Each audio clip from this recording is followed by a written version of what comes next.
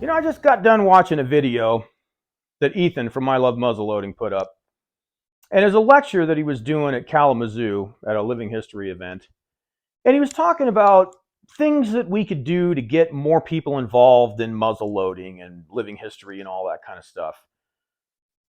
But he said one thing that I thought is something I probably need to work on, and that is this. He said, think like a newcomer. And I thought, oh I probably don't do that at all because I have always made videos that are geared more towards people that I think have a pretty good understanding of muzzle loading and even cartridge reloading for smokeless, which I really shouldn't do. I really should do a better job of explaining things from the beginning, and maybe not from the beginning of time beginning, but at least from the beginning. Now, for example, I put up a short the other day about making 5.77 Snyder. And I say in that short, I use 65 grains of 3F Swiss, and then I use a 2.2 cc dipper worth of cream of wheat.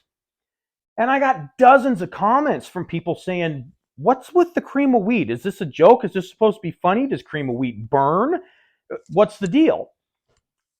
Now, being the smartass that I am, I was answering with, every cartridge performs better with a certain nutritional value, which is, funny, but it's a legitimate question that these people have that I was not really answering at first. And finally, I said it to somebody, and he said, well, yeah, that's funny and all, but seriously, what's the point of the cream of wheat? Because again, I didn't explain it. And to someone who doesn't know about that kind of stuff, they think I'm a dork or it's a joke that I'm putting cream of wheat in my cartridge because they just don't understand or they just don't know. So that brings me to this part. Why would you use a filler in a black powder cartridge? Well, fillers are commonly used in black powder cartridges depending on what they are. Now, when you're dealing with, well, come on. Thank you. When you're dealing with some big cartridge like a 5.77 Snyder, you have a whole bunch of case volume. You can fit 120 grains in one of those cartridges if you want to. I've done it. You don't want to. So you don't want airspace in a black powder cartridge in the same way you don't want any airspace in your muzzle loader. And yeah, for the tech heads, yeah, you can do it, but it still isn't good, especially for something old that's going to shoot 5.77 Snyder. And a modern firearm, any pressure spike won't matter, whatever. So forget all about that right now.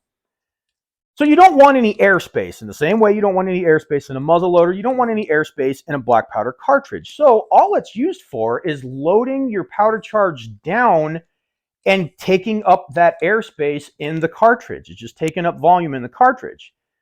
And we use commonly cream of wheat, malto meal, grits, cornmeal, whatever. You could use all kinds of stuff. Now, somebody did ask me on that, like, what could you use? Flour. You don't really want to use flour because flour is super fine and it'll actually sift down into your black powder. You want to use something that is about the same size as the black powder granules, roughly. You didn't have to kick my tripod, man. So fillers in black powder cartridges is really pretty common, especially with big honking black powder cartridges.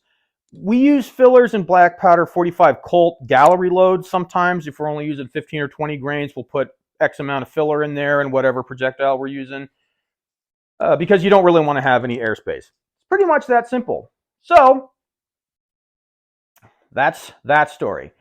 But I thought that speech that Ethan gave was pretty interesting. I'll put a link to it. If there's anyone out there that's not following I Love Muzzleloading, go subscribe to their stuff right now. Ethan does a fantastic job, and he really is into it. I mean, he really lives and breathes this stuff.